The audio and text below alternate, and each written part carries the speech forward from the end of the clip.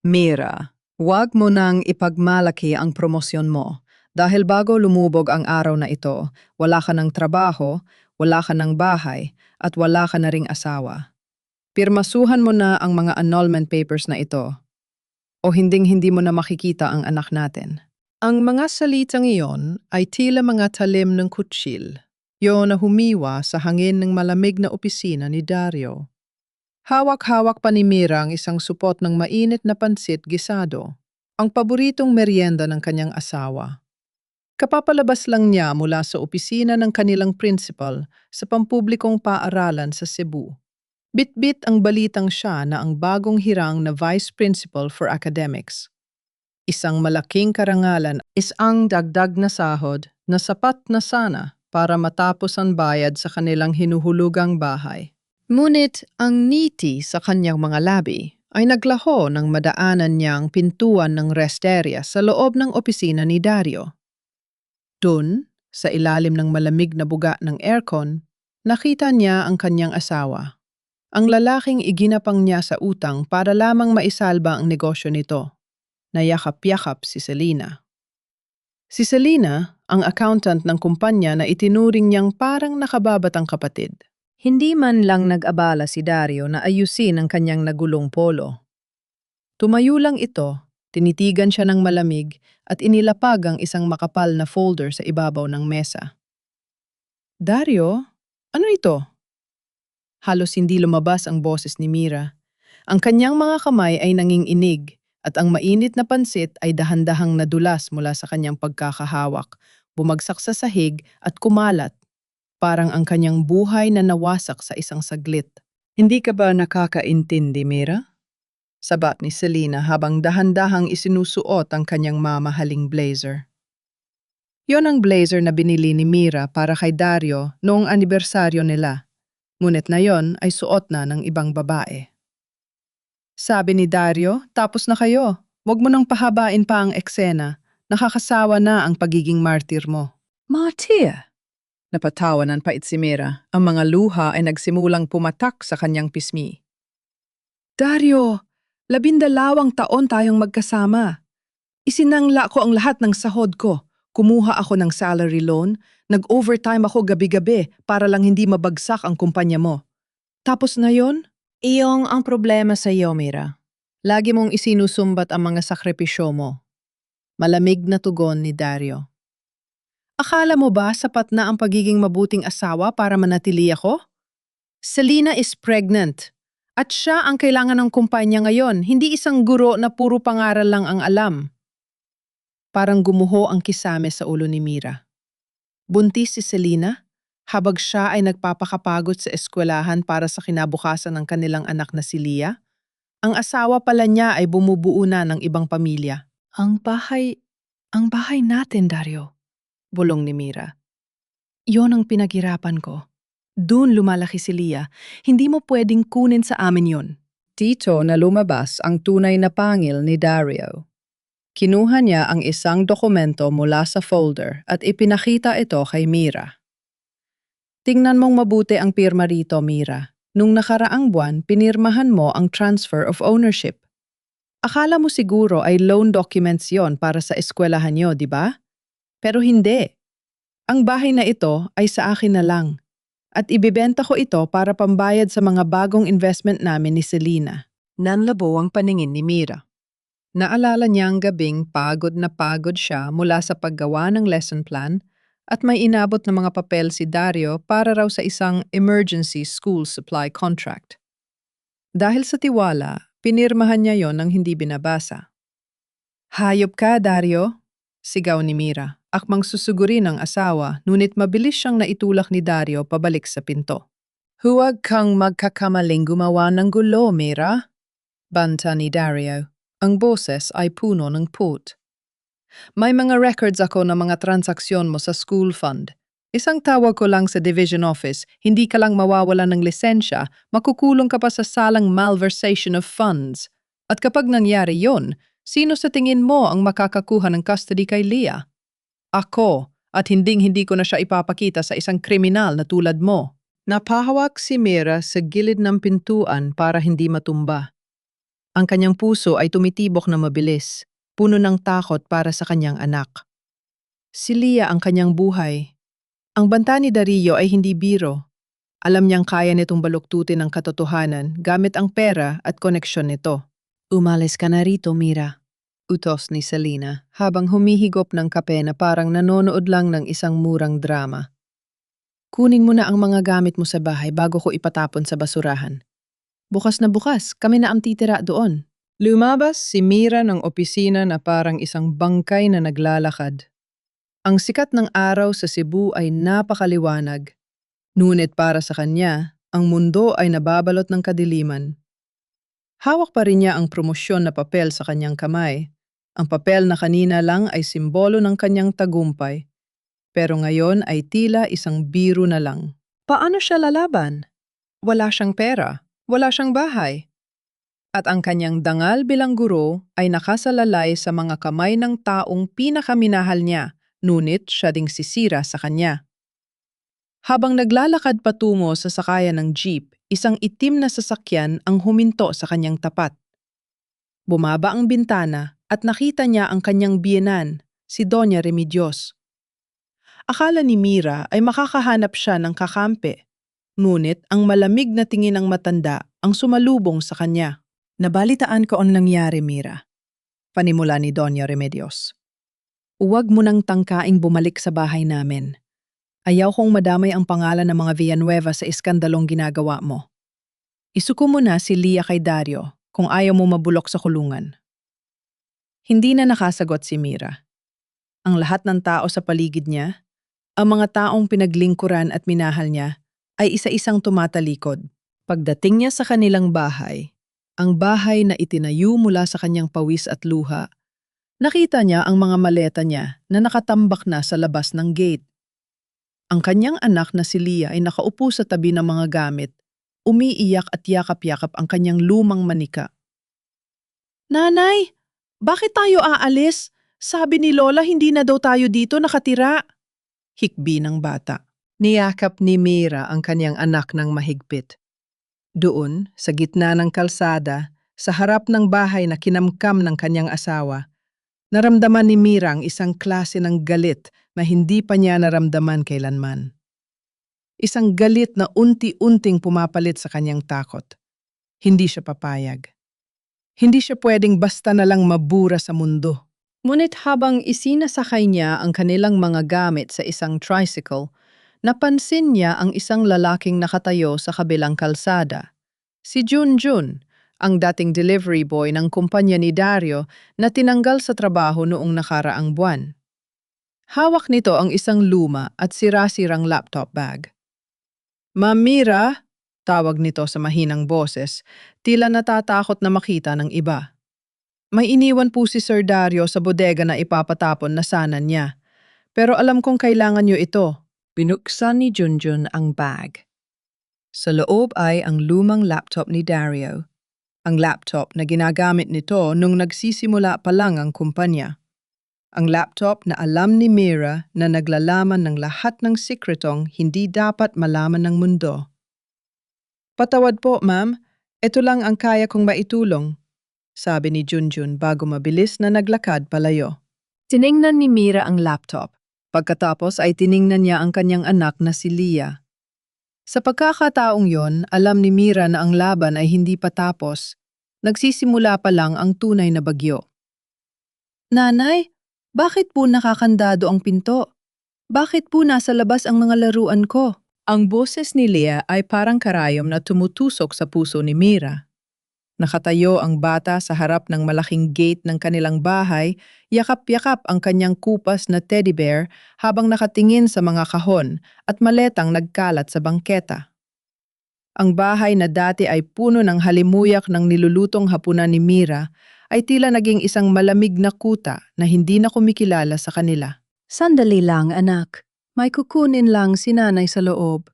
Pilit na pinatatag ni Mira ang kanyang boses, kahit na ang totoo ay gusto na niyang gumuho sa harap ng kanyang anak. Sinubukan niyang itulak ang gate, ngunit bago pa man siya makahakbang, bumukas ang pintuan ng bahay. Lumabas si Doña Remedios, ang kanyang biyenan, Suot ang isang mamahaling duster at may hawak na pamaypay. Kasunod nito ang dalawang tauhan ng kumpanya ni Dario na tila mga bantay na nakaharang sa daraanan ni Mira. Huwag ka nang mag-abalang pumasok, Mira. Wala ka nang kukunin dito kundi ang kahihiyan mo, bungad ng matanda. Walang bahid ng awa sa mga mata nito. Ang mga matang dati ay numingiti sa kanya tuwing nagdadala siya ng mga pasalubong mula sa eskwelahan. Mama, pakiusap.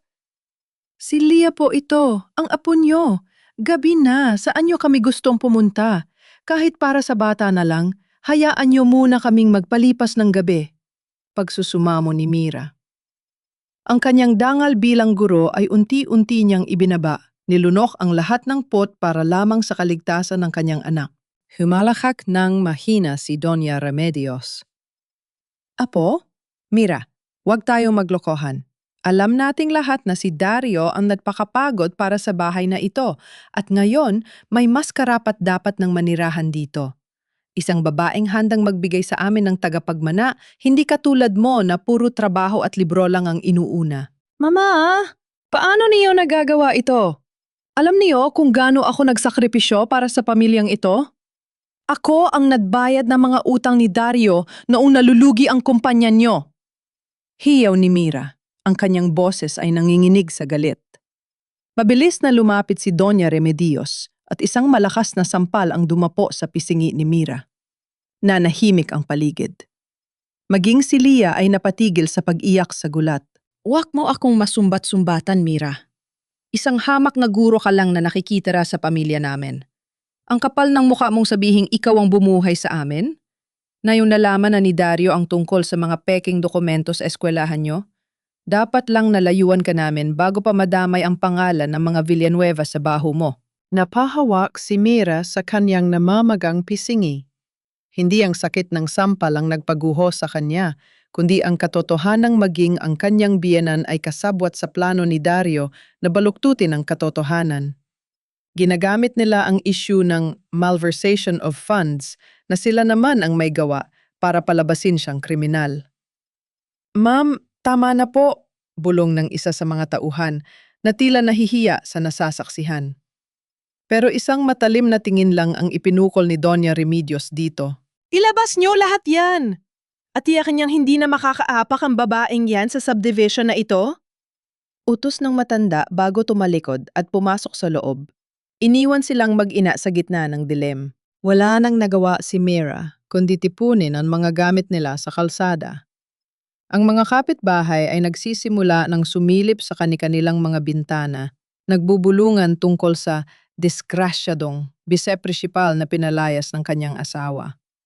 Ang hiya na pilit niyang iniiwasan ay tila isang malaking kumunoy na lumalamon sa kanya. Nanay, masakit po ba? Tanong ni Lia habang hinahaplos ang pisingi ng ina. Pinilit ni Mira na ngumiti, kahit na ang bawat paghinga niya ay tila may kasamang bubog. Hindi anak, matapang ang nanay, di ba? Tara na, pupunta tayo kay Tita Beth mo. Sumakay sila sa isang tricycle, punong-puno ng mga kahon at gamit. Habang bumibiyahe palayo sa kanilang dating tahanan, tinitigan ni Mira ang mga kalsada ng Cebu na dati ay tila napakaliwanag, pero ngayon ay tila napaka-asimero. Dumating sila sa isang maliit na eskinita kung saan matatagpuan ang sari-sari store ni Beth, ang kanyang kaibigan noong kolehiyo. Diyos ko, Mira! Anong nangyari sa inyo?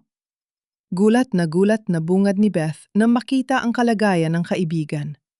Mabilis nitong pinatuloy ang magina sa maliit na silid sa likod ng tindahan. Isang maliit na kwarto na may isang kama, isang electric fan, at amoy ng mga delata at sabon mula sa tindahan. Pasensya ka na, Beth. Wala na kaming mapuntahan, bulong ni Mira habang inilalapag ang kanyang anak sa kama. Nang makatulog na si Lia dahil sa pagod, naupo si Mira sa sahig, sa tabi ng lumang laptop bag na ibinigay ni Junjun. Doon lang siya nagkaroon ng pagkakataong huminga ng malalim. Ang galit na kanina pa nakakulong sa kanyang dibdib ay tila isang apoy na unti-unting nagliliyab. Inilabas niya ang laptop. Ang lumang gadget ni Dario na puno ng gas-gas. Nang subukan niyang buksan ito, Humingi ito ng password. Sinubukan niya ang anibersaryo nila. Mali. Sinubukan niya ang pangalan ni Selena. Mali pa rin. Dario, akala mo ba ay ganun-ganun mo lang kaming mapapaalis? Bulong ni Mira sa dilim. Sa gitna ng kanyang kawalan ng pag-asa, naisip niya ang isang bagay. Ang petsa kung kailan namatay ang biyen ng lalaki, ang tatay ni Dario na tanging taong tunay na nagmahal sa kanya sa pamilyang iyon. Isinulat niya ang petsa, 5/12/2019, click. Bumukas ang screen. Ang wallpaper ay hindi larawan ni Mira o ni Leah, kundi isang blueprint ng isang malaking warehouse. Ngunit hindi yon ang nakakuha ng atensyon niya. Sa desktop, may isang folder na nakapangalan sa isang kumpanya na hindi niya kailanman narinig. D&S Assets Management. Nang buksan ni Mira ang folder, ang unang dokumentong nakita niya ay isang scan ng kanyang sariling pirma. Ngunit ang dokumentong kinapapalooban nito ay hindi tungkol sa law ng eskwelahan. Ito ay isang deed of absolute sale para sa kanilang bahay na may petsa ang bago pa man mangyari ang gulo sa opisina. Kinamit niyo ang pirma ko para nakawin ang sarili kong tahanan, pabulong na sabi ni Mira, ang kanyang boses ay puno ng panginginig. Ngunit may isa pang file sa ilalim ng folder. Isang audio recording. Nang i-play niya ito, ang boses ni Selena at Dario ang bumandera sa katahimikan ng silid. Dario, paano kung lumaban si Mira kapag nalaman niyang kinuha natin ang pera mula sa school fund? Tanong ni Selena sa recording. Huwag kang mag-alala, mahal. Lahat ng transaksyon ay dadaan sa pangalan niya. Ang pirma niya ang nandoon. Kapag pumutok ang issue, siya ang kakasuhan ng malversation. At bago pa man siya makapagsalita, wala na siyang kredibilidad dahil pinalabas ko na siyang may kabit. Sino ang maniniwala sa isang babaeng nanggaganso at taksil? Sagot ni Dario na may kasunod na tawa. Napapikit si Mira. Ang sakit ay tila naging isang malamig na determinasyon. Hindi lang pala pera ang gustong kunin ni Dario sa kanya. Gusto nitong sirain ang kanyang buong pagkatao, ang kanyang lisensya at ang kanyang karapatan bilang ina. Hindi niyo ako kilala, sabi ni Mira habang tinititigan ang screen ng laptop. Akala niyo ay isang mahina at martir na guru lang ako. Pero nakalimutan niyo yata, ako ang nagturo sa inyo kung paano magbasa at magsulat ng tadhana niyo. At ngayon, ako ang magsusulat ng katapusan niyo. Sa labas, nagsisimulang bumuhos ang malakas na ulan sa Cebu, tila nakikidalamhati sa pait na nararamdaman ni Mira. Ngunit sa loob ng maliit na kwarto sa likod ng sari-sari store, isang bagong Mira ang isinisilang. Nagising si Mira sa ingay ng mga tricycle at tawanan ng mga batang naglalaro sa labas. Hindi ang malambot na memory foam na kama ang sumalubong sa kanyang likod, kundi ang isang manipis na kutsyon na nakalatag sa sahig ng maliit na bodega sa likod ng sari-sari store ni Beth. Ang amoy ng mamahaling lavender air freshener sa kanyang dating kwarto ay napalitan ng amoy ng tuyong isda, sabong panlaba at kape na nagmumula sa tindahan. Sa tabi niya, mahimbing pa ang tulog ni Leah, pawisan ang no dahil sa init ng maliit na electric fan. Hinaplos ni Mira ang buhok ng anak. Kagabi lang, naninirahan sila sa isang palasyo sa isang eksklusibong subdivision sa Cebu. Ngayon, ang buong mundo nila ay kasya na sa 5 maleta at isang lumang laptop bag. Mira, gising ka na ba? Halika rito, mag-almusal muna kayo. Tawag ni Beth mula sa kabila ng manipis na dingding na gawa sa plywood. Lumabas si Mira. Pilit na inaayos ang kanyang gusot na damit. Nakita niya si Beth na abala sa pagtitimbang ng asukal at pag-aabot ng kape sa mga suke.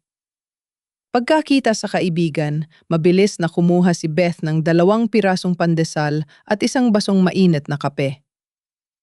Pasensya ka na sa lugar ko, Mira. Alam kong hindi ka sanay sa ganito. Mula nang maging Ma'am Mira ka sa eskwelahan, parang kailan lang ay abala ka sa mga seminar at meeting. Sabi ni Beth na may halong pag-aalala. Beth, huwag mong sabihin yan. Utang ko sa iyo ang buhay namin ni Leah ngayon. Kung wala ka, baka sa kalsada na kami natulog kagabi. Sagot ni Mira. Ang boses ay puno ng katapatan. At huwag mo na akong tawaging ma'am. Wala na ako sa eskwelahan. Siguradong kalat na ang balita sa amin. Hindi nakasagot si Beth. Alam nilang pareho kung gaano kabilis kumalat ang chismis sa Cebu, lalo na't kilalang guro at vice-principal si Mira. Sa mata ng mga tao, ang isang babaeng pinalayas ng asawa ay laging may kasalanan. Ito ang pait ng hiya na kailangang lunukin ni Mira. Habang kumakain, napansin ni Mira ang mga tao sa labas ng tindahan. May mga nagbubulungan habang nakatingin sa kanya. Isang matandang kapitbahay ang hindi nakatiis at nagtanong, "Oh Mira, bakit ka nandito? Akala ko ba ay nasa malaking bahay kayo sa labas ng bayan?" Ngumiti lang ng pilit si Mira. "Nagbabakasyon lang po muna kami rito kay Beth." Nang makabalik sa loob ng maliit na silid, binuksan uli ni Mira ang laptop ni Dario. Hindi siya pwedeng tumunganga lang. Ang bawat oras na lumilipas ay bentahe para kay Dario at Selena na linisin ang kanilang mga bakas. Ipinagpatuloy niya ang paghalugog sa folder ng D&S Assets Management. Dito niya nalaman ang lawak ng kataksilan ng kanyang asawa. Hindi lang pala ang bahay ang kinuha nito. May mga listahan ng mga ghost employees sa kumpanya ni Dario at ang mga payroll account na ginagamit ay nakapangalan sa mga kamag-anak ni Selena. Diyos ko, Dario? Ganito ka na ba kadesperado? Bulong ni Mira. Ngunit may isang folder na nakatago sa loob ng system files. Kailangan ng mas malalim na paghahanap para mahanap ito. Nakapangalan ito sa isang serya ng mga numero 10-24-2016. Ano meron sa petsang ito? Tanong ni Mira sa sarili. Naalala niya bigla, yon ang araw na ipinanganak si Leah. Nang buksan niya ang folder, hindi mga dokumento ng kumpanya ang lumabas. Ito ay mga scan ng isang lumang papel na may tatak ng isang abogado sa Maynila. Pinasa ni Mira ang pamagat. Kasunduan sa pagtitiwala at huling testamento, draft. Ang pangalang nakalagay bilang testator ay si Don Teodoro Villanueva, ang kanyang biyenang lalaki. Sa draft na yon, malinaw na nakasaad na ang lahat ng lupain at ang kumpanya ng mga Villanueva ay hindi direktang mapupunta kay Dario. Dahil sa bisyo at irresponsableng pag-uugali ni Dario noong kabataan nito, ipinagkatiwala ni Don Teodoro ang lahat ng ari-arian sa kanyang magiging apo, kay Leah. At ang nakalagay na trustee o taga-pamahala hanggang sa maglabing 8 ang bata ay walang iba kundi si Mira. Nanlaki ang mga mata ni Mira. Ibig sabihin, alam ni Dario ang tungkol dito. Kaya niya ako pinakasalan? Kaya niya ako pinilit na pirmahan ang mga papel noong nakaraang buwan? Para ilipat ang trustee rights mula sa akin patungo sa kanya bago pa lumabas ang tunay na testamento. Biglang may kumatok ng malakas sa pinto ng tindahan. Napatalon si Mira sa gulat at mabilis na isinara ang laptop. Beth! Beth! Lumabas ka riyan! Alam naming nandyan ang asawa ni Sir Dario. Sigaw ng isang boses na pamilyar kay Mira. Sumilip si Mira sa siwang ng pinto. Nakita niya ang isang itim na SUV na nakaparada sa tapat ng sari-sari store. 2 lalaking nakabadong ang bumaba, mga tauhan ni Dario. "Wala rito si Mira. Ano kailangan niyo?" Matapang na sagot ni Beth, kahit na halatang nanginginig ang kanyang boses. "Huwag ka nang magsinungaling. May nakakita sa kanya na bumaba ng tricycle kagabi. Ibigay mo sa amin ang bag na dala niya. May kinuha siyang gamit na pag-aari ng kumpanya. Kung hindi, isasama ka namin sa demanda." Narinig ni Mira ang paghikpi ni Leah na nagising dahil sa ingay. Niyakap niya ang bata at hinalikan sa noo. "Shh, huwag kang matatakot, Leah. Diyan ka lang." Kinuha ni Mira ang laptop at isinilid sa loob ng isang lumang plastic bag ng bigas para hindi mapansin. Lumabas siya sa likod ng tindahan, sa maliit na lagusan patungo sa kabilang kalsada. Alam niyang hindi na sila ligtas doon. Kung alam na ni Dario kung nasaan siya, hindi ito titigil hanggat hindi nakukuha ang laptop. Ngunit bago siya makaalis, narinig niya ang boses ni Selena sa labas na tila kadarating lang. Mira! Alam kong naririnig mo ako! Sigaw ni Selena. Ang boses ay puno ng kayabangan. Ibigay mo na ang laptop kung ayaw mo masaktan ng kaibigan mo. At isa pa, huwag mo nang asahan ang hearing mo sa eskwelahan bukas. Nagpadala na kami ng mga witness na magpapatunay na ikaw ang nagnakaw ng pera. Tapos ka na, Mira. Wala ka nang babalikan. Napahawak ng mahigpit si Mira sa plastic bag. Ang takot niya ay biglang napalitan ng isang mapanganib na kalmado. Tumingin siya sa direksyon ng kalsada patungo sa City Hall. Kung gusto niyo ng giyera, ibibigay ko sa inyo, bulong ni Mira sa sarili. Pero hindi sa paraang inaasahan niyo. Biglang tumunog ang cellphone ni Mira. Isang hindi kilalang numero. Nang sagutin niya ito, isang boses ng lalaki ang nagsalita. Mira, umalis na kayo dyan. Papunta na sila sa likod. Magkita tayo sa simbahan ng Santo Niño. May kailangan pa kayong malaman tungkol sa tatay ni Dario. Yon ang boses ni Junjun. Ang init ng sikat ng araw sa Cebu ay tila nakikipagpaligsahan sa bilis ng tibok ng puso ni Mira habang hinihila niya si Lia sa gitna ng siksikan ng mga tao sa labas ng Basilica Minore del Santo Niño. Hawak niya ng mahigpit ang plastic bag na naglalaman ng laptop, tila ba yon ang tanging oxygen na nagpapanatili sa kanyang buhay. Sa bawat kanto, lumingon siya. Natatakot na makita ang itim na SUV ni Dario na naghihintay na sagasaan ang kanyang pag-asa. Nanay, napapagod na po ako. Hikpi ni Lia. Ang pawis ay gumugulong sa namumulang pisngi ng bata. Sandali na lang anak, malapit na tayo. Bulong ni Mira kahit na hindi niya sigurado kung nasaan ang malapit na yon. Sa likod ng mga tindahan ng kandila at mga debutong sumasayaw ng sinulog para sa panalangin, nakita niya si Junjun. Nakasuot ito ng kupas na t-shirt at bull cap na nakababa upang itago ang mukha. Mabilis itong kumaway at itinuro ang isang maliit na karindera sa tago na eskinita. Ma'am, pasensya na po. Delikado na para sa inyo ang manatili sa kalsada. Bungad ni Junjun nang makapasok sila sa loob. Binilhan niya si Lia ng malamig na tubig at isang platong kanin. Junjun, bakit mo ito ginagawa? Pwede kang mawala ng trabaho.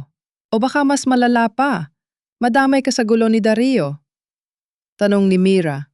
Ang boses ay puno ng pagtataka at pasasalamat. Yumuko si Junjun, ang kanyang mga kamay ay magaspang dahil sa hirap ng trabaho.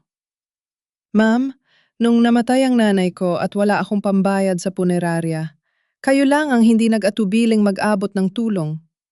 Hindi ko malilimutan ang sinabi niyo noon, na ang pagtuturo ay hindi lang sa loob ng silid-aralan, kundi sa pagpapakita ng malasakit sa kapwa.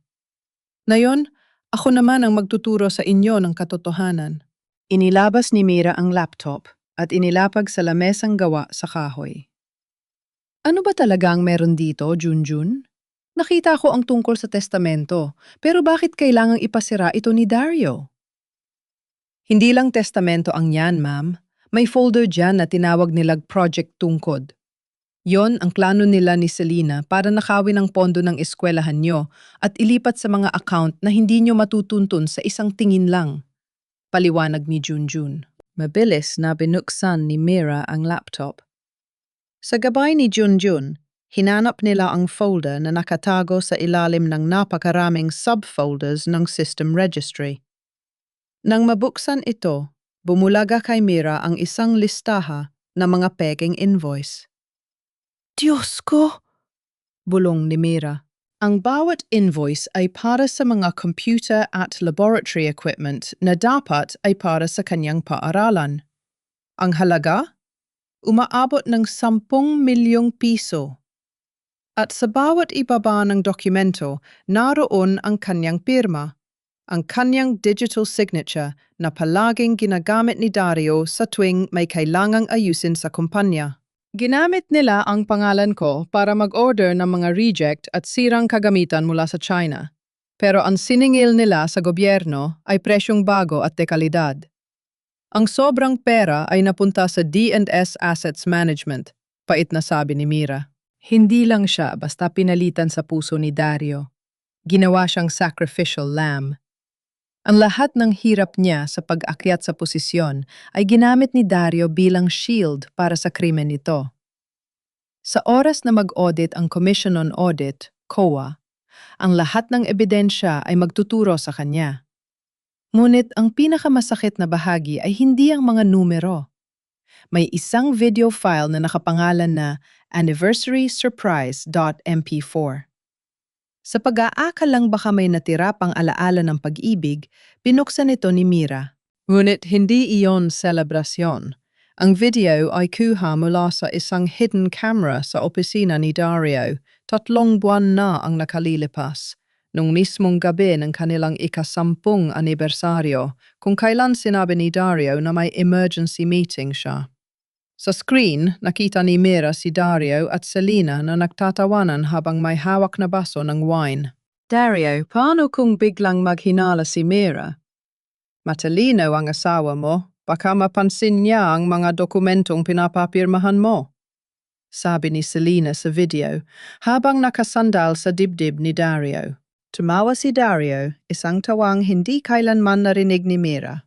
Puno ng pangungutya. Matalino? Selena, ang talino ni Mira ay hanggang blackboard lang. Pagdating sa akin, bulag siya dahil sa pag-ibig niya. Ang kailangan lang ay konting lambing, konting pambobola tungkol sa future ng pamilya. Pipirma na yan kahit sa sarili niyang hatol sa kamatayan. Siya ang pinakamahalagang investment natin. Kapag nakuha na natin ang lahat, itatapong ko siya na parang basurang nakakasagabal sa atin. At ang anak niyo? Tanong ni Selena. Si Leah? Gagamitin ko siya para manahimik si Mira. Alam mong hindi kakayanin ni Mira na mawalay sa bata. Magpapakulong yan basta manatili sa kanya si Leah. At kapag nasa loob na siya, ibibigay ko ang bata kay mama sa abroad. At tayo ay magsisimula ng bago sa pera ng eskwelahan nila. Nabitawan ni Mira ang mouse ng laptop. Ang hangin sa loob ng maliit na karinderya ay tila biglang nawala. Ang sakit ay hindi na sapat na salita para ilarawan ang nararamdaman niya. Ang lalaking pinagkatiwalaan niya ng kanyang buhay, ang lalaking ama ng kanyang anak, ay pinapanood siyang mahulog sa bangin habang tumatawa. Nanay, bakit ka po umiiyak? May masakit po ba? Tanong ni Leah, hinawakan ang malamig na kamay ng ina. Tiningnan ni Mira ang kanyang anak. Ang kawalang malay ni Leah ang tanging dahilan kung bakit hindi pa siya tuluyang bumibigay. Sa sandaling yon, ang huling bahid ng pagmamahal ni Mira para kay Dario Villanueva ay tuluyang namatay, napalitan ng isang malamig at matalim na poot. Wala anak, may napuwing lang si nanay. Sagot ni Mira, sabay haplos sa mukha ni Leah. Pero simula ngayon, hindi na tayo iiyak. Humarap siya kay Junjun. Junjun, kailangan ko ng paraan para makapasok sa warehouse ng kumpanya. Sabi sa invoice, nandoon ang mga peking equipment na hindi pa nade-deliver. Iyon ang kailangan ko para mapatunayan na hindi ako ang nag-utos nito. Ma'am, mahigpit ang bantay doon. At bukas na ang hearing nyo sa division office. Baka hindi na kayo umabot. Babala ni Junjun. Abot ako, matigas na sabi ni Mira.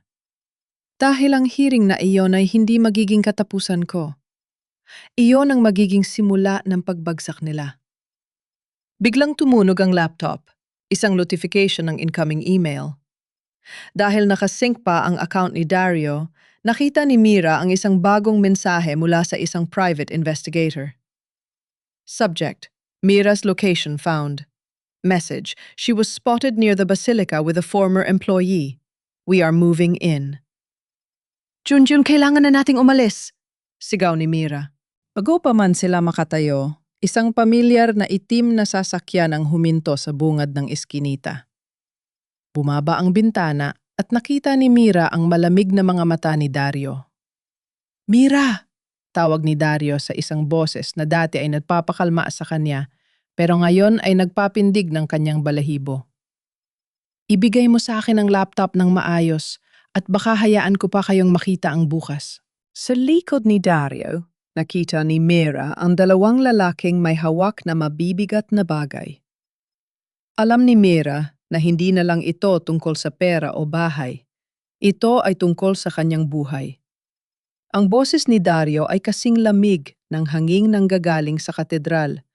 Ngunit may dalang talim na tila gustong humiwa sa lalamunan ni Mira. Nakatayo siya doon. Ang kanyang mamahaling sapatos ay nakatapak sa maputik na iskinita. Isang paglapastangan sa payak na buhay ni na Junjun. Dario, lumayo ka sa amin, sabi ni Mira habang itinatago si Leah sa likuran niya. Naramdaman niya ang pang-inginig ng maliliit na kamay ng anak na nakahawak sa kanyang laylayan. Tumawa si Dario, isang maikling halakak na walang bakas ng saya. Mira, Mira, hanggang kailan mo ba balak maglaro ng tago-taguan? Akala mo ba ay malalampasan mo ako gamit ang tulong ng isang basure, rong katulad ni Junjun? Lumingon si Dario sa kanyang mga tauhan at bago pa man makakilos si Junjun, mabilis siyang naitulak ng mga ito sa pader. Junjun! Sigaw ni Mira. Huwag kang mag-alala, Mira. Wala akong balak saktan ang hero mo. Basta ibigay mo sa akin ang laptop. Alam natin pareho na hindi mo alam kung paano gamitin ang mga impormasyong niyan sa parang hindi ka mapapahamak. Sabi ni Dario habang dahan-dahang lumalapit. Nang mapansin niyang hindi gumagalaw si Mira, ibinaling ni Dario ang kanyang tingin kay Leah. Lumambot ang kanyang boses, isang pagbabagong mas nakakatakot kaysa sa kanyang galit. Leah, anak, halika rito kay Daddy. Hindi mo ba miss ang kwarto mo? May bago kaming binili ni Lola na malaking dollhouse para sa iyo. Pero hindi tayo makakauwi hanggat hindi ibinibigay ni Nanay ang bag na yan. Ayoko po! Gusto ko kay Nanay! Hikbi ni Leah, lalong isiniksik ang muka sa likod ni Mira. Mira, tingnan mo ang anak mo. Muling bumalik ang talas sa boses ni Dario. Gusto mo ba siyang lumaki sa mga eskinita? Gusto mo ba siyang makakita ng mga daga at kumain ng tira-tira? Isang pirma ko lang sa division office. Hinding-hindi ka na makakakuha ng trabaho bilang guro kahit saang sulok ng Pilipinas. At kapag napatunayan kong wala kang kakayahang buhayin siya, kukunin ko si Leah at dadalhin ko siya sa Mindanao. Doon, hinding-hindi mo na siya makikita kahit sa panaginip. Hayop ka, Dario. Anak mo rin siya. Hiyaw ni Mira. Ang mga luha ng galit ay nagsimulang pumatak. Anak ko siya, kaya alam ko kung ano ang makakabuti sa kanya. At ang makakabuti sa kanya ay ang lumayo sa isang nanay na kriminal at nagnakaw ng pera ng gobyerno. Sagot ni Dario. Inilahad niya ang kanyang kamay. Ang laptop, Mira. Nayon na. Sa sandaling iyon, parang tumigil ang mundo ni Mira. Alam niyang kapag ibinigay niya ang laptop, wala na siyang laban. Pero kapag hindi niya ito ibinigay, totoong itatago ni Dario ang kanyang anak. Ang sakit ng pagiging ina ay tila isang tanikala na humihilas sa kanya sa dalawang magkaibang direksyon. Ma'am, wag niyo pong ibigay. Sigaw ni Junjun habang pilit na kumakawala sa mga tauhan ni Dario. Biglang nagkaroon ng gulo sa bungad ng eskinita. Isang grupo ng mga deboto ng Santo Niño na nagsasagawa ng prosesyon ang pumasok sa makipot na daan. Dala ang ingay ng mga tambol at sigaw ng Viva Pit Señor! Ang siksika ng mga tao ay naging pagkakataon para kay Junjun na makakawala. Ma'am, takbo! Sigaw ni Junjun. Hinigit ni Mira si Leah at mabilis silang nakihalo sa dagsa ng mga tao. Narinig niya ang pagsigaw ni Dario at ang pag-abol ng mga tauhan nito. Ngunit ang kapal ng prosesyon ay naging proteksyon nila. Pumasok sila sa loob ng simbahan sa gitna ng libu-libong tao na nagdarasal. Doon, sa ilalim ng imahe ng Santo Niño, napaupo si Mira sa sahig. Yakap ang kanyang anak at ang plastic bag ng laptop. Hingal na hingal siya. Ang kanyang puso ay tila gustong kumawala sa kanyang dibdib. Nanay, natatakot po ako. Ayoko kay Daddy. Bulong ni Leah habang umiiyak. Hush, anak. Nandito si Nanay. Hindi ka kukuha ni Daddy. Pangako yan. Sabi ni Mira, kahit na siya mismo ay hindi alam kung paano tutuparin ang pangako yon.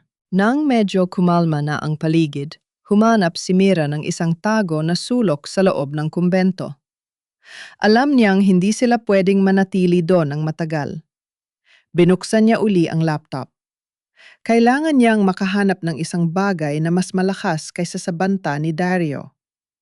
Hinanap niya ang folder na nakita niya sa nakaraang kabanata, ang draft ng testamento ni Don Teodoro. Ngunit sa pagkakataong ito, sinubukan niya mag-search gamit ang keyword na last will. Lumabas ang isang file na may password protection uli. Ngunit iba ang format nito. Ito ay isang encrypted PDF file na may pamagat na Last Will Papa, Final Executed, PDF. Final Executed? Bulong ni Mira. Ibig sabihin, ito ang totoong dokumento na may lagda at selyo ng notaryo. Sinubukan niya ang petsa ng kamatayan ng Vienna, ang mali. Sinubukan niya ang petsa ng kasal nila ni Dario, mali pa rin. Leah, anak, ano nga ulit ang paboritong kanta sa iyo ni Lolo Teo noong buhay pa siya? Tanong ni Mira. Yung tungkol po sa bituin, nanay, ikaw ang aking bituin, sabi ni Lolo, sagot ni Leah. Mabilis na tinipa ni Mira ang salitang, Leah, enter. Bumukas ang file. Ang unang pahina ay may selyo ng isang sikat na law firm sa Makati. Binasa ni Mira ang mga unang talata at ang kanyang mga kamay ay nagsimulang manginig, hindi dahil sa takot, kundi dahil sa gulat. Sa huling pahina ng testamento, may isang special provision na idinagdag ni Don Teodoro 2 linggo bago siya mamatay. Nakasaad doon, dahil sa napatunayang pagtataksil at paglustay ng pondo ng kumpanya ng aking anak na si Dario Villanueva, binabawi ko ang lahat ng kanyang karapatan sa mana. Ang lahat ng aking ari-arian, kabilang ang bahay sa Cebu at ang shares sa Villanueva Education Systems ay direktang ipinapamana sa aking apo na si Leah Villanueva.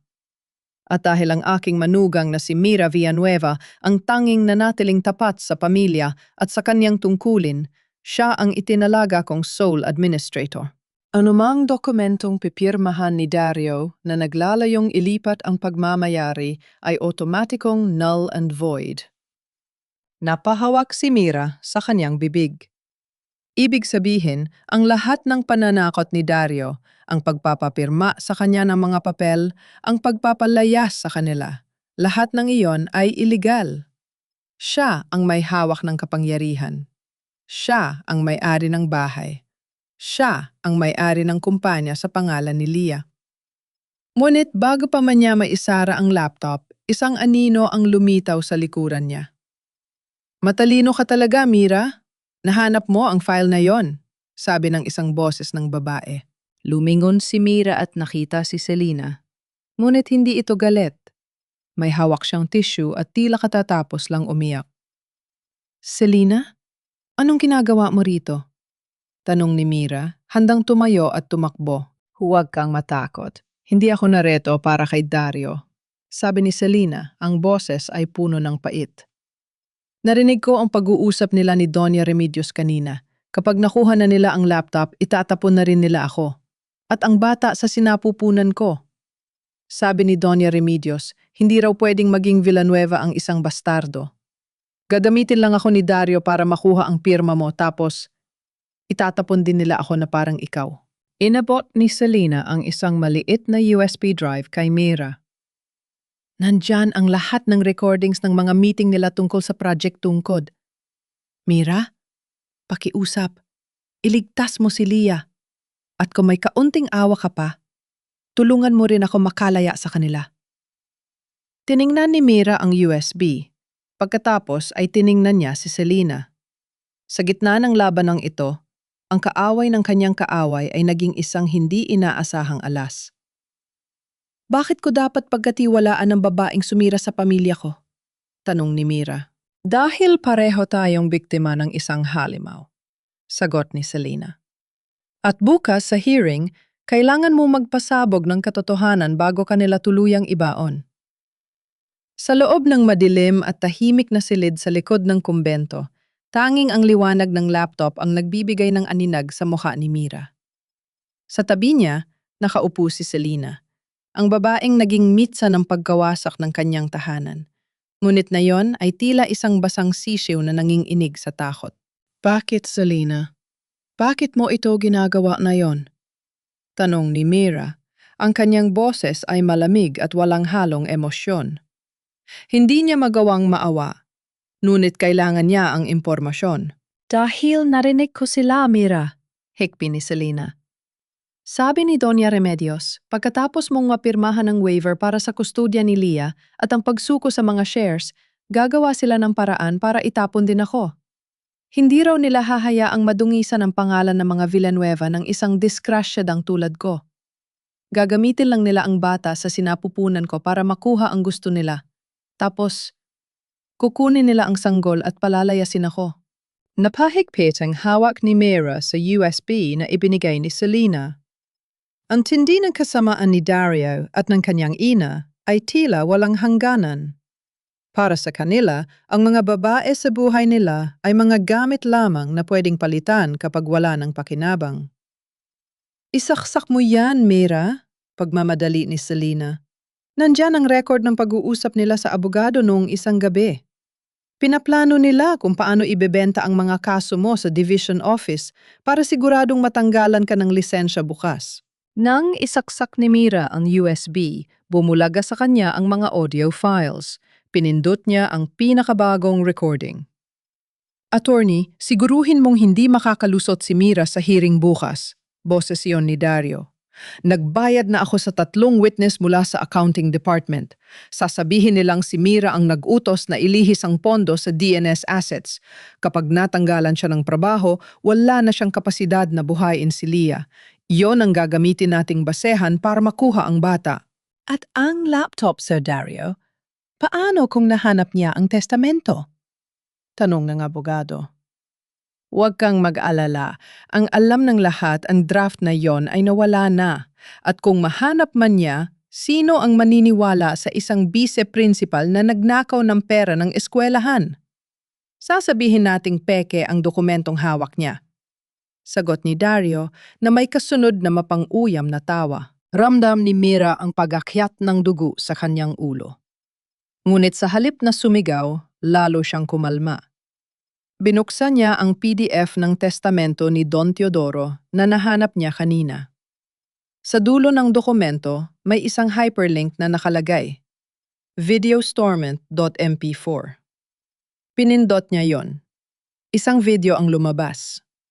Ang mukha ni Don Teodoro, ang biyenan niyang may malambot na puso, ay lumitaw sa screen.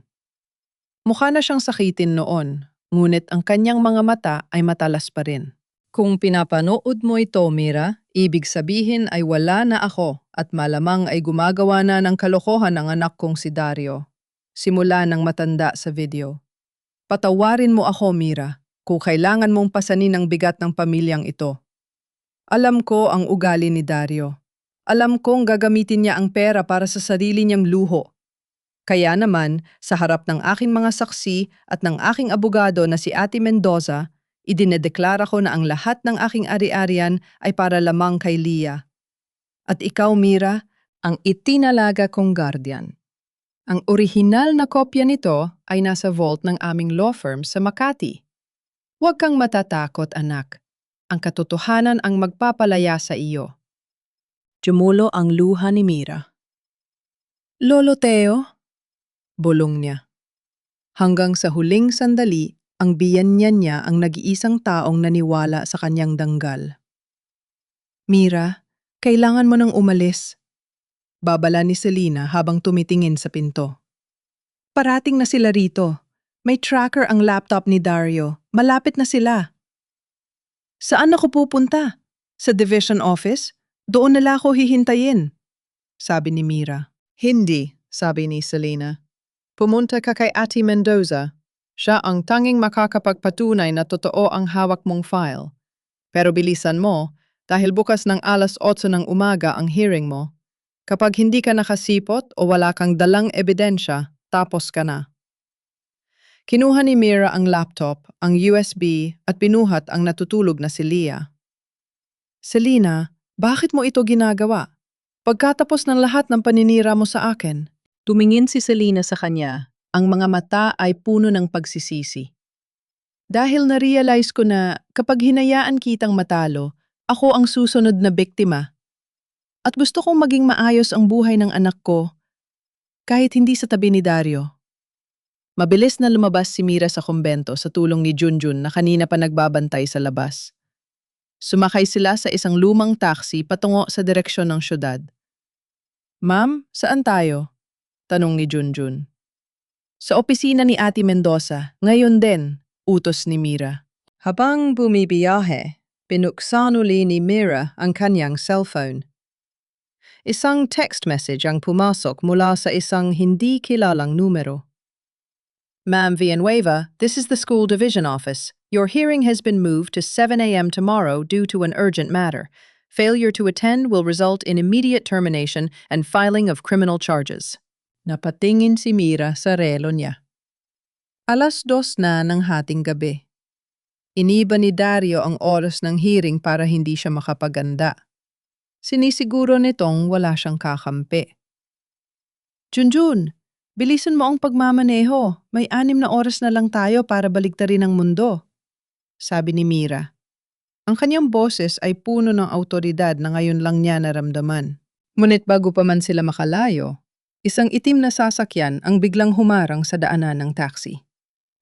Napapreno ng malakas si Junjun. Sa ilalim ng liwanag ng streetlights, nakita ni Mira si Dario na bumaba ng sasakyan, may hawak na baseball bat at may kasamang 2 lalaki. Mira, hindi mo ba talaga ibibigay ang sa akin? Sigaw ni Dario habang pinupukpok ang hood ng taxi. Ibigay mo ang laptop, ngayon na! Nayakap ni Mira si Leah ng mahigpit. Junjun, umatras ka! Huwag kang hihinto! Pero bago pa man makakilos si Junjun, binasag na ng tauhan ni Dario ang bintana ng taxi. Ang mga bubog ay nagliparan sa loob. Nanay! Tili ni Leah. Sa sandaling yon, ang takot ni Mira ay naglaho. Tinalitan ito ng isang klase ng tapang na tanging isang ina lang ang nakakaalam. Kinuha niya ang laptop at itinaas ito. Gusto mo ito, Dario? Halika, kunin mo! Sigaw ni Mira habang binubuksan ang pinto ng taxi. Pero siguraduhin mong kaya mong harapin ang boses ng tatay mo na nakatago rito. Ang kalsada ng Cebu sa kalagitnaan ng gabi ay naging saksi sa huling pagtutuos ng isang guro at ng asawang nagtaksil sa kanya. Ang tunog ng baseball bat na humampas sa hood ng taxi ay parang kulog na bumasag sa katahimikan ng gabi. Ang binta ng basag ay nag-iwan ng mga kristal na bubog sa paligid ni Mira at Leah. Sa loob ng sasakyan, ang bawat hininga ay puno ng takot, ngunit sa labas, ang mukha ni Dario ay tila demonyong naniningil ng utang. Junjun, iatras mo, bilisan mo! Sigaw ni Mira habang tilit na ibinababa ang ulo ni Leah sa kanyang kandungan upang hindi ito masugatan. Hayop ka, Mira! Ibigay mo sa akin yan! Sigaw ni Dario, akmang susugurin ang pinto ng taxi. Ngunit bago pa man makalapit ang isa pang tauhan ni Dario, isang malakas na tunog ng sirena ang bumasag sa tensyon. Isang mobile patrol ng pulisya ang lilitaw mula sa kabilang kanto.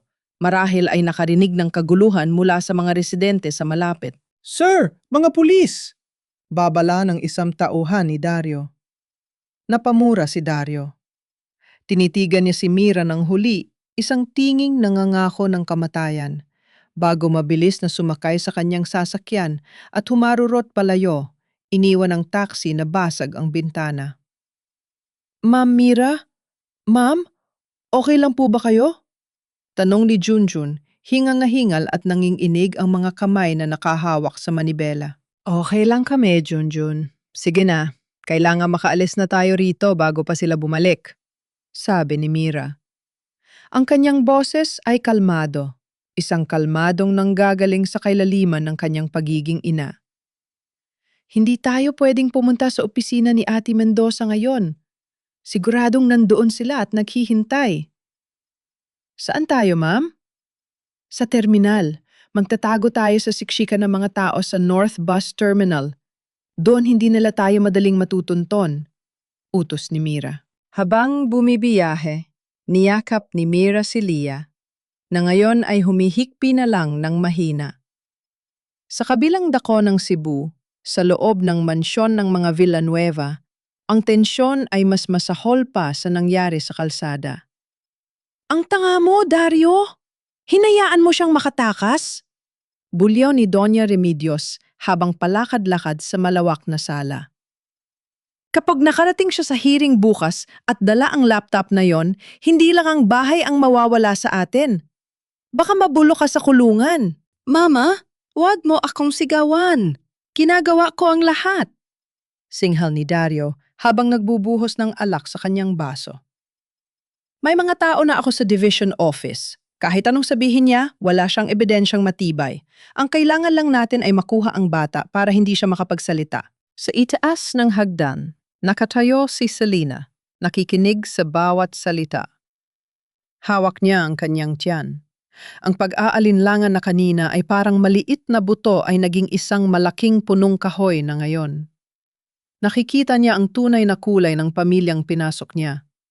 Para kina Dario at Remedios, ang tao ay parang mga pyesa sa chess. Pwedeng isakripisyo para manalo. Dario, tawag ni Selena habang pababa ng hagdan. Sigurado ka bang itutuloy mo pa ito?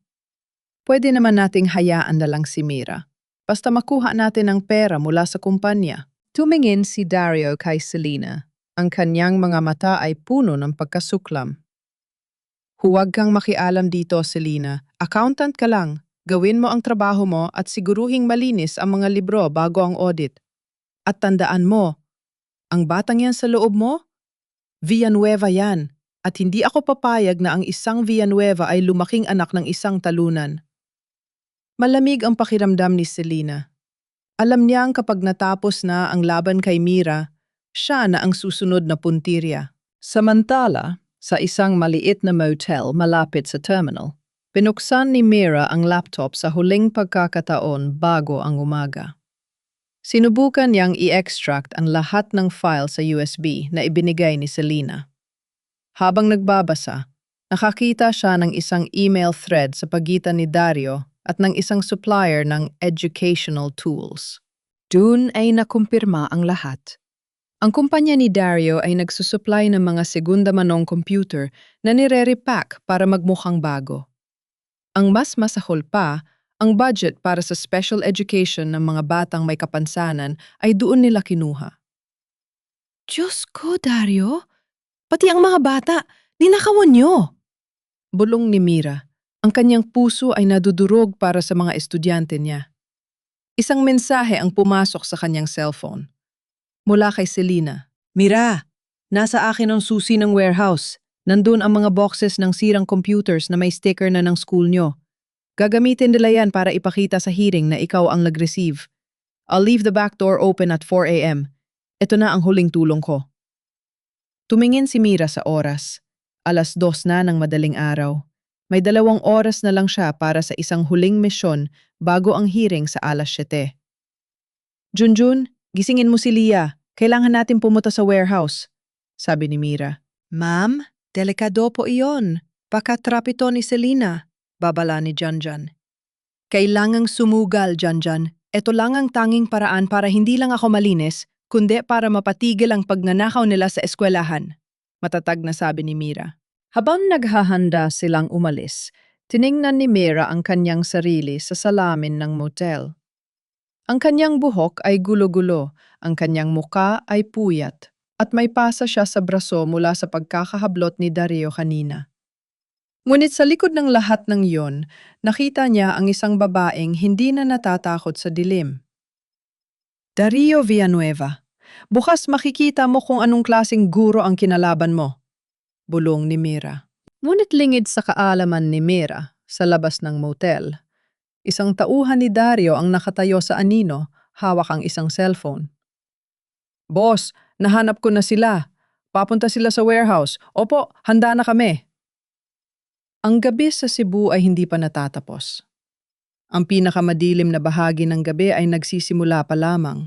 4:00 ng madaling araw. Ang warehouse ng Villanueva Education Systems sa Mandaue ay tila isang dambuhalang kabaong na gawa sa bakal. Ang paligid ay nababalot ng makapal na hamog, at ang tanging naririnig ay ang huni ng mga kuliglig at ang malayo na tahol ng mga aso. Ma'am Mira, sigurado po ba kayo rito? Bulong ni Junjun habang dahan-dahang itinitigil ang tricycle sa isang tago na bahagi ng bakod. Kailangan, Junjun. Ito lang ang pisikal na ebidensya na magpapatunay na ang mga bagong equipment para sa eskwelahan ay mga basura. Sagot ni Mira. Hawak niya ang kamay ni Lia na noon ay dilat na dilat ang mga mata sa takot. Pagdating nila sa likod na pinto, laking gulat ni Mira nang makitang totoo ang sinabi ni Selena. Bahagya itong nakabukas. Pumasok sila sa loob gamit ang liwanag ng kanilang mga cellphone. Doon, bumulaga sa kanila ang matatangkad na salansan ng mga kahon. Binuksan ni Mira ang isa. Diyos ko! Napahawak si Mira sa kanyang bibig. Ang laman ng kahon ay mga luma at kinakalawang na CPU ng computer. Ngunit may nakadikit ng sticker na Property of Cebu Public High School, Batch 2024. Kinukunan ko na po ng video, ma'am, sabi ni Junjun. Ngunit bago pa man sila makatapos, biglang bumukas ang lahat ng malalakas na floodlight sa loob ng warehouse. Ang liwanag ay tila tumusok sa mga mata ni Mira. Masyado ka talagang madaling mapaniwala, Mira. Boses yun ni Dario na nanggagaling sa itaas ng mezzanine. Lumabas si Dario kasama ang 3 security guard.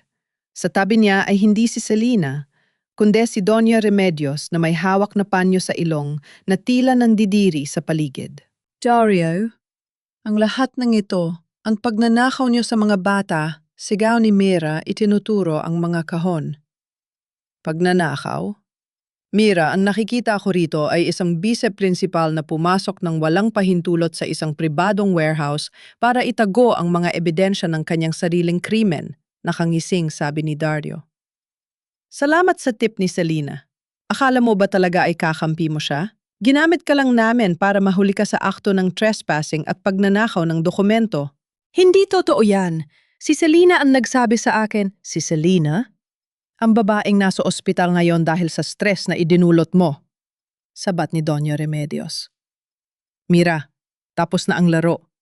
Ang mga guard na ito ang tetestigo na nahuli ka nilang sinusubukang sirain ang mga bagong kagamitan na ito. Bago pa man makakilos si Junjun, mabilis siyang nadakma ng mga guard. Nakuha rin nila ang cellphone ni Junjun at ang laptop bag ni Mira. Bitawan niyo ako. Dario, huwag mong gawin ito sa harap ng anak mo. Tili ni Mira habang pilit na kinukuha si Lia mula sa mga kamay ng asawa. Anak ko si Lia, Mira. At hindi ko hahayaang dumaki ang anak ko sa isang nanay na kriminal, sabi ni Dario habang buhat-buhat ang umiiyak na bata. Dalhin niyo na sila sa division office. Doon natin tatapusin ang lahat. 7:00 ng umaga. Ang Cebu Public High School, ang lugar na itinuring ni Mira na pangalawang tahanan sa loob ng 10 taon, ay tila naging isang court of execution. Ang mga guro na dati ay numingiti sa kanya ay nakatayo sa pasilyo. Ang mga mata ay puno ng paghusga at bulungan. Si Ma'am Mira raw, nagnakaw ng milyon-milyon. Kaya pala biglang naging vice-principal, may milagro palang ginagawa.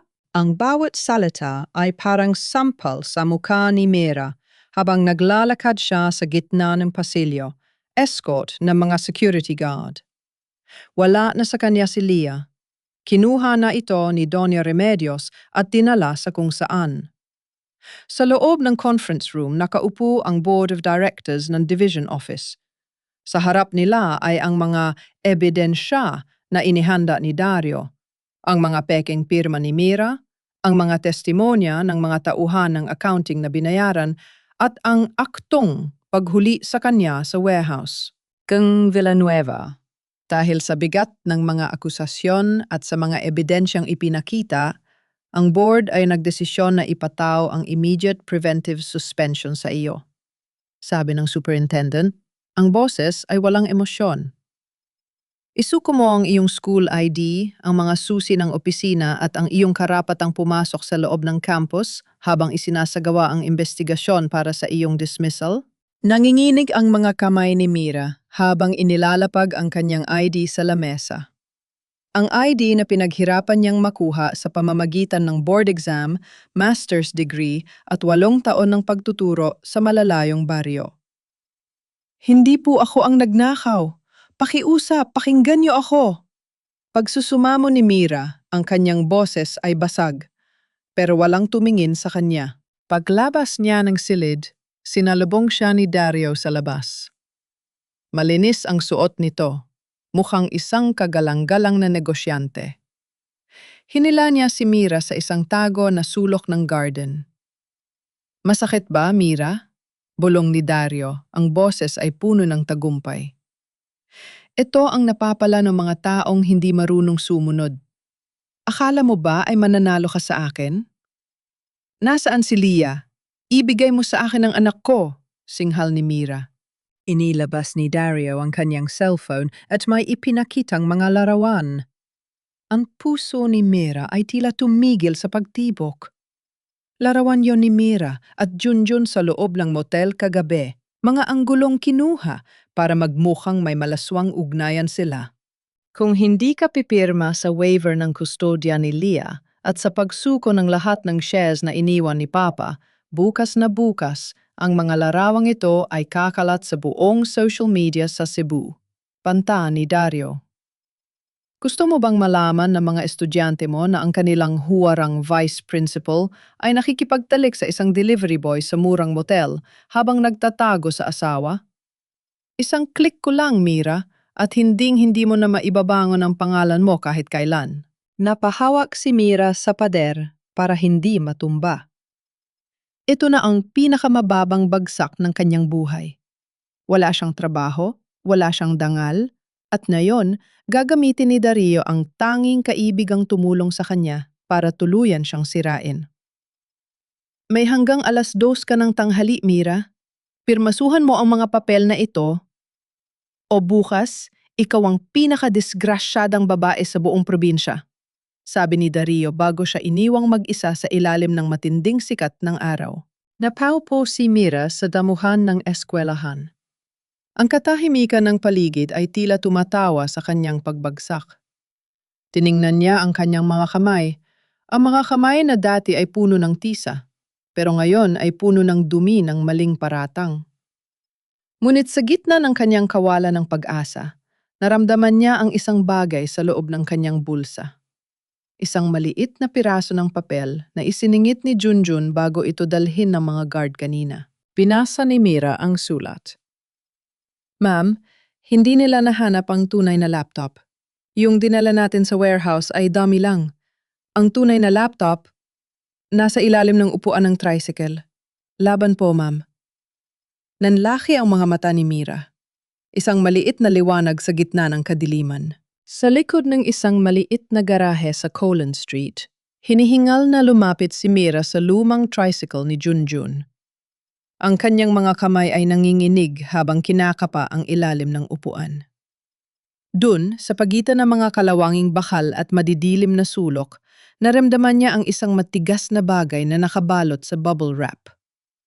Nang mailabas niya ito, hindi napigilan ni Mira ang maluha. Ang tunay na laptop. Junjun, salamat. Hinding-hindi ko makakalimutan ang sakripisyo mo, bulong ni Mira. Alam mo niyang nasa presinto si Junjun ngayon, pilit na pinapaamin ang mga tauhan ni Dario sa salang pagnanakaw. Pero dahil sa talino ni Junjun, ang pinakaimportanteng sandata ay nasa kamay na ni Mira. Tumingin si Mira sa kanyang relo. 9:09 na ng umaga. May 3 oras na lang siya bago ang deadline ni Dario.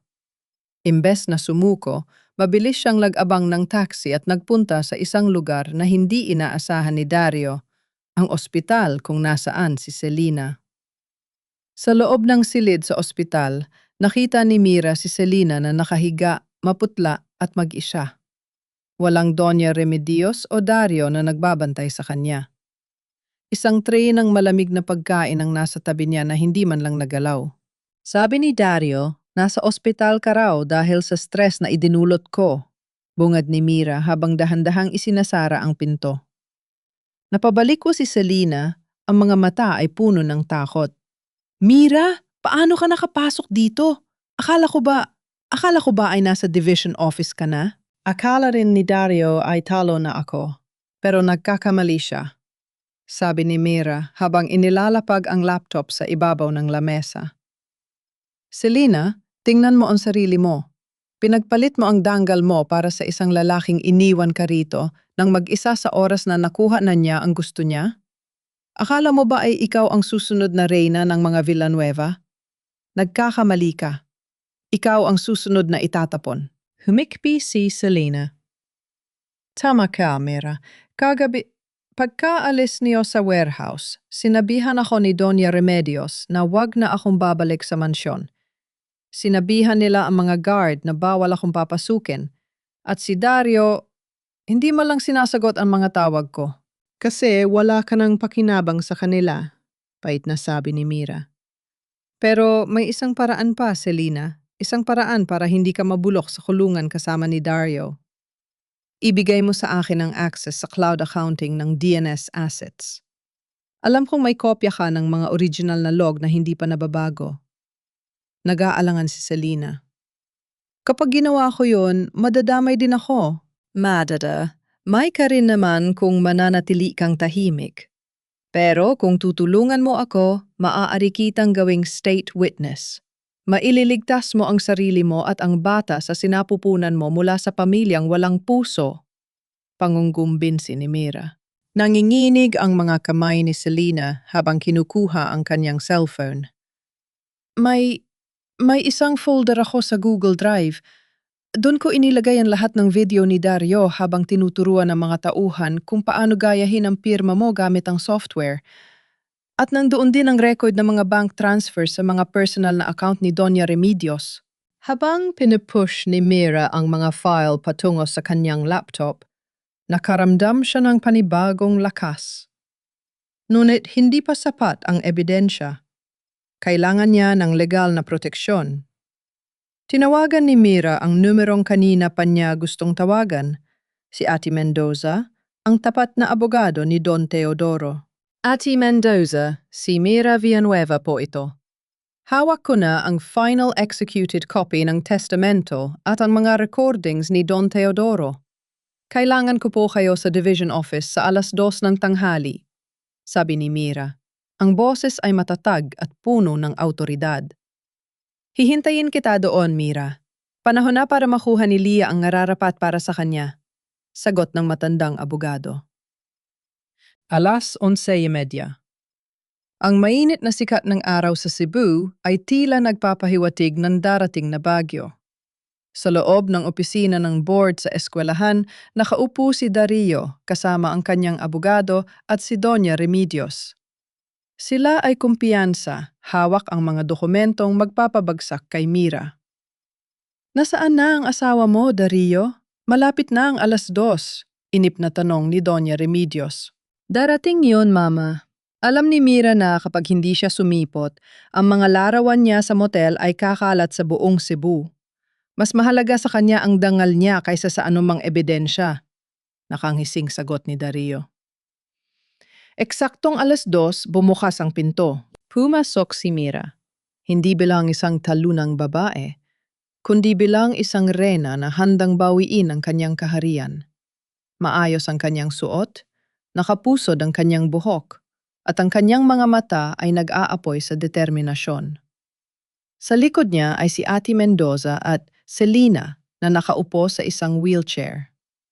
Mira, anong ibig sabihin nito? Gulat na tanong ni Dario na patayo sa kanyang upuan. At ikaw, Selena, bakit ka nandito? Nandito ako para itama ang lahat, Dario, sabi ni Selena. Ang boses ay nanginginig pero matatag. Superintendent, mga miyembro ng board, simula ni Mira, inilapag ang laptop sa gitna ng lamesa. Nandito ako hindi para pumirma ng anumang waiver. Nandito ako para ipakita ang katotohanan tungkol sa pagnanakaw sa pondo ng eskwelahan na pinaplano ng aking asawa at ng kanyang kumpanya. Sinungaling? Hiyaw ni Doña Remedios. Wala kang ebidensya. Ang lahat ng pirma ay sayo. Iyon ang akala nyo, sabi ni Mira. Ati Mendoza, pakipakita ang testamento.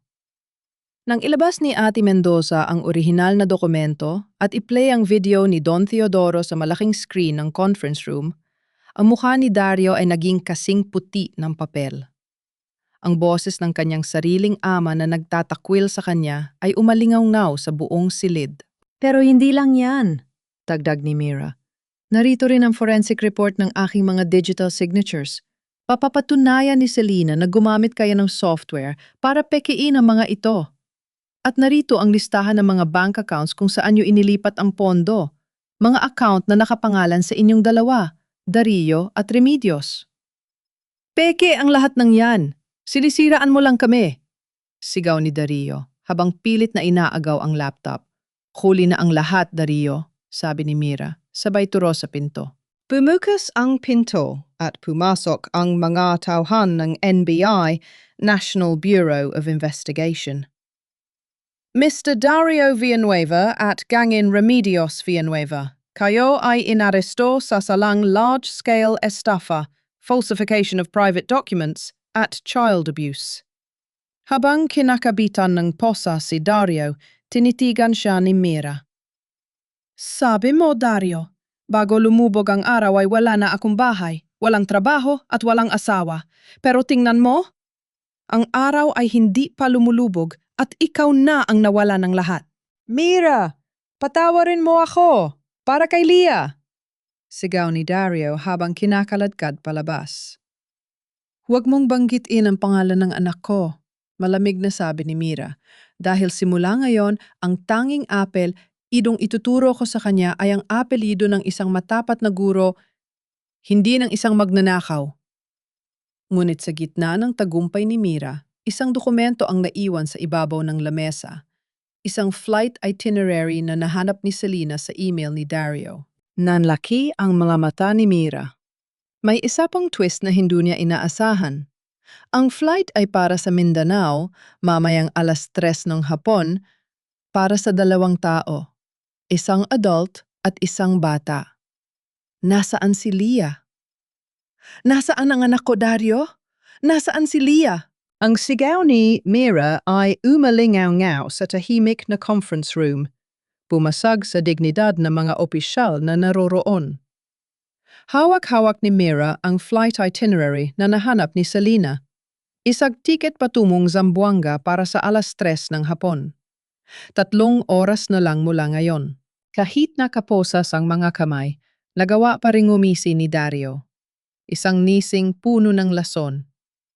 Akala mo ba ay nanalo ka na, Mira? Sige, ipakulong niyo ako, pero tandaan mo, hanggat hindi mo ibinibigay sa akin ang mga original na testamento, hindi mo makikita si Leah. Isang tawag ko lang, mawawala ang bata sa Mindanao at hinding-hindi mo na siya mahahanap. Hayop ka, Dario. Sarili mong dugot pawis si Leah. Hiyaw ni Mira, akmang susugurin ng asawa. Ngunit mabilis siyang napigilan ni Ate Mendoza. Dario, wag mong idamay ang bata. Sabihin mo na kung nasaan siya. Sigaw ni Selena mula sa kanyang wheelchair. Lumingon si Dario kay Selena, ang kanyang mga mata ay nag-aapoy sa pot. Ikaw, Selena? Ikasisiya mo ba ito? Ang makitang mabulok ako? Tandaan mo, ang batang dinadala mo ay isang Villanueva. Kapag nakulong ako, wala kayong mapapala. Dito na humalahak si Selena. Isang halahat na puno ng pait at tagumpay. Villanueva? Dario, hanggang ngayon ba ay naniniwala ka pa rin sa sarili mong kasinungalingan? Kinuha ni Selena ang isang puting sobre mula sa kanyang bag at ibinato ito sa lamesa sa tapat ni Dario at ng mga pulis. Yan ang resulta ng DNA test na ginawa ko nung nakaraang linggo sa isang private clinic. Basahin mo, Dario. Basahin niyo. Dahan-dahang binasa ng superintendent ang resulta. Ang probability of paternity ay 0%. Ang ama ng bata ay hindi si G. Dario Villanueva. Nanahimik ang buong silid. Ang mukha ni Dario ay tila naging isang estatwa, mula sa galit, naging gulat, hanggang sa matinding kahihiyan. Ang kanyang tagapagmana, Ang kanyang alas para makuha ang loob ni Doña Remedios ay isa pa lang malaking panlilinlang. Ano? Selina, anong ibig sabihin nito? Sigaw ni Doña Remedios na ngayon ay nanginginig na rin ang mga kamay sa loob ng posas. Ibig sabihin, ginamit ko lang ang katangahan ng anak nyo para makakuha ng pera. Sigaw ni Selina, ang mga luha ay bumabagsak. Pero na-realize ko, kahit gaano karaming pera, hindi ko kayang sikmurain ang pamilyang ito. Dario, wala kang anak sa akin at wala ka ring karapatan kay Lia. Ang pagbagsak ng ego ni Dario ay naging hudyat para sa kanyang tuluyang pagguho. Ang lalaking akala mo ay hari kanina ay napaupo sa sahig, umiiyak at nagmumura. Dario, nasaan si Lia? Ulit ni Mira, ang boses ay mas matigas pa sa bato. Sabihin mo o sisiguraduhin kung sa pinakamadilim na bahagi ng kulungan ka itatapon. Sa gitna ng kanyang pagkatalo, pumulong si Dario. Nasa lumang bodega sa Pier 4, kay Doña Remedios ang susi. May tauhan kami doon na nakahandang isakay siya sa barko. Hindi na nadaksaya ng panahon si Mira. Kasama ang mga tauhan ng NBI, mabilis silang nagtungo sa Pier 4. Ang bawat segundo ay tila isang taon para kay Mira. Sa kanyang isip, tanging ang mukha ni Lia ang nakikita niya. Ang kanyang anak na walang balay sa kasamaang ginawa ng sariling ama. Pagdating sa Pier 4, pumulaga sa kanila ang isang siksikang warehouse na puno ng mga container van. Sa dulo, nakita nila ang isang lalaking may hatak-hatak na bata, si Lia, na may takip ang bibig ng tape at nakatali ang mga kamay. Lia! Sigaw ni Mira. Nang makita ng tauhan ni Dario ang mga pulis, binitawan niya ang bata at sinubukang tumakas sa pamamagitan ng pagtalon sa dagat. Ngunit mabilis siyang naharang. Nanay! Nanay! Tili ni Lia nang matanggal ang tape sa kanyang bibig. Mabilis na napatakbo si Mira at niyakap ang anak ng napakahigpit. Doon, sa gitna ng maingay at maruming pier, bumuhos ang lahat ng luhang pinigil ni Mira mula nang magsimula ang bangungot na ito. Hindi na ito luha ng sakit, kundi luha ng paglaya. Nandito na si Nanay Lia. Hindi ka nakukuha ng kahit sino. Pang-ako yan. Bulong ni Mira habang hinahalikan ang ng anak.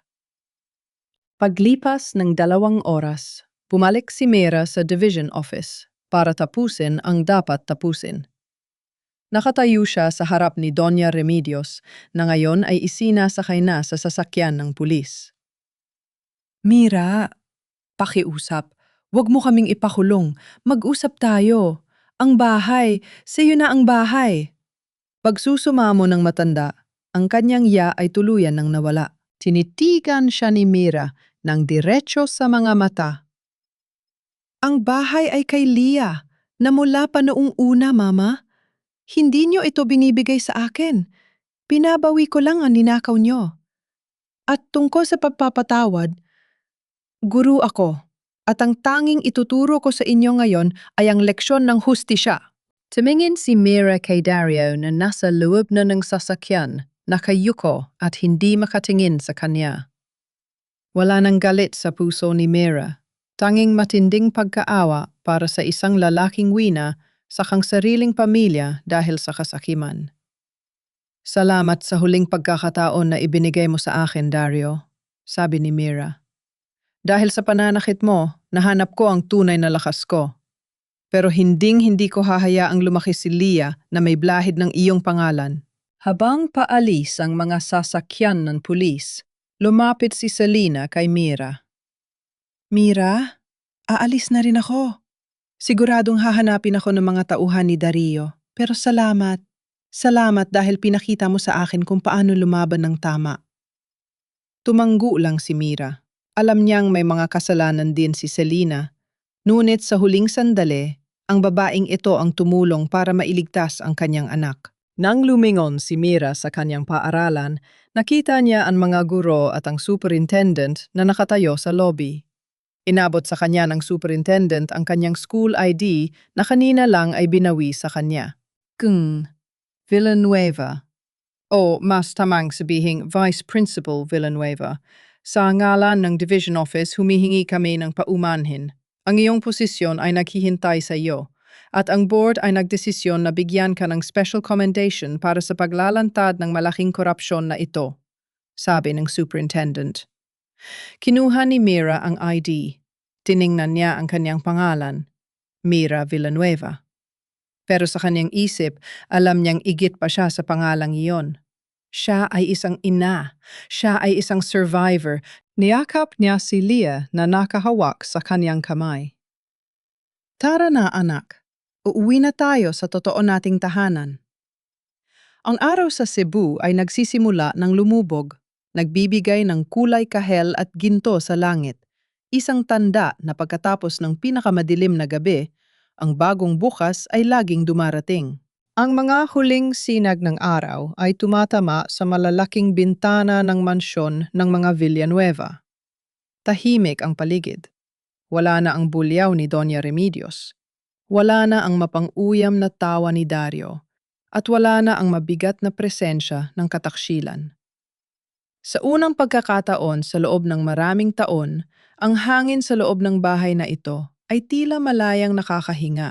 Nakatayo si Mira sa gitna ng sala, hawak ang kamay ni Leah.